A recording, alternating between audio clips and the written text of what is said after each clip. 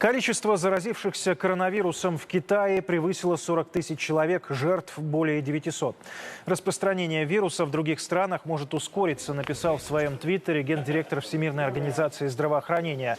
В Китай ВОЗ направила группу экспертов для изучения и разработки мер борьбы с вирусом.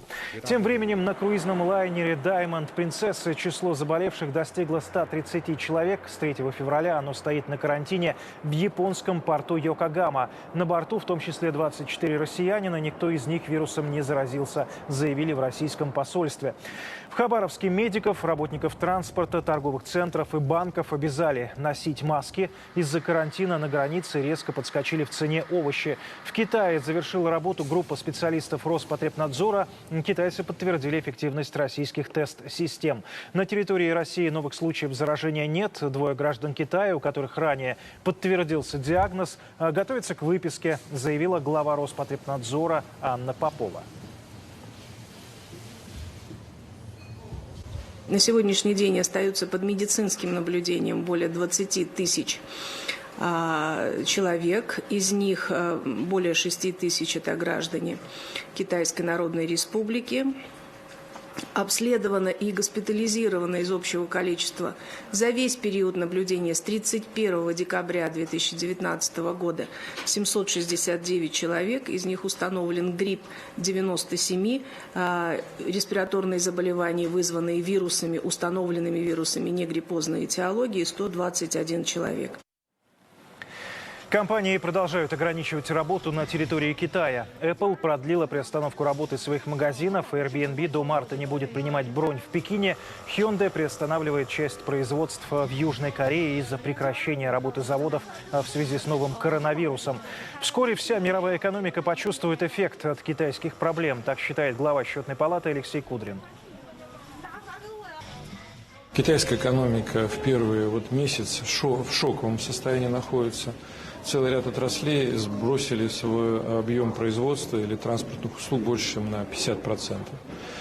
Понятно, ситуация несколько восстановится по объемам в течение года, но все равно спад уже будет очевиден в целом ряде отраслей и китайской экономики, и спроса для мирового спроса. Это раз. Это отразится на нефти, и мы уже видим. И поэтому на доходах это уже отразится, даже если к концу года восстановятся объемы. На темпах экономического роста это скажется, но незначительно. 20 тысяч человек остаются под медицинским наблюдением в России в связи с новым коронавирусом. Из них 6 тысяч – это граждане КНР.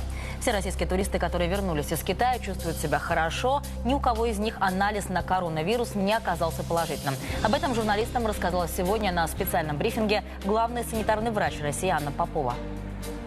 Осложнения вызывают только растущая заболеваемость суммой острых респираторных вирусных инфекций и гриппом.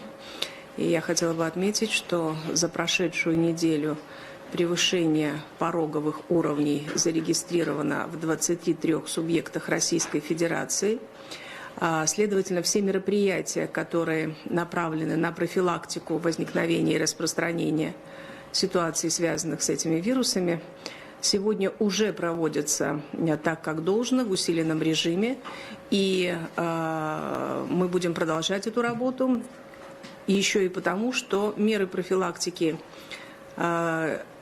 гриппа, острых респираторных вирусных инфекций и инфекций, связанные с новым коронавирусом, практически одинаковым. Это позволит противодействовать распространению любых вирусов воздушно-капельной формы распространения на территории Российской Федерации. Тем временем глобальную экономику из-за вируса лихорадит все сильнее. Сразу несколько китайских авиакомпаний, в том числе крупнейшая China Southern Airlines, отправляют всех своих иностранных пилотов в бессрочный неоплачиваемый отпуск и досрочно расторгают трудовые контракты без компенсации. Среди них около 100 россиян, которые фактически остаются без работы и которым теперь, возможно, придется возвращаться в Россию, где пилотам платят в 3-4 раза меньше. Именно поэтому, как отмечает «Коммерсант», в 2015-2017 годах из российских авиакомпаний авиакомпаний. На работу к азиатским, в первую очередь китайским перевозчикам перешли более 300 пилотов. И любопытно, что когда об этом впервые написала ТАСС, некоторые опрошенные эксперты связали проблемы китайских перевозчиков с простоем Boeing 737 MAX. Действительно, в парке China Southern Airlines этих самолетов больше, чем у ближайшего по размеру конкурента China Eastern, который пока обходится без принудительных отпусков 24 машины против 3. Однако простой этих самолетов начался далеко не вчера. Главное, в первоисточнике газете South China Morning Post проблемы прямо объясняют вспышкой коронавируса, из-за которого отменяют много рейсов. Пилоты, которые работают иностранные в Китае, они, во-первых, они очень хорошо застрахованы. Во-вторых, для того, чтобы их как-то изолировать и чтобы они не заболели, компания приняла решение на несколько недель отпустить их без содержания, так называемый, в отпуск. На это согласились и пилоты, потому что некоторые они и хотели этого, потому что никто не хочет заразиться и потерять не только работу, но и здоровье.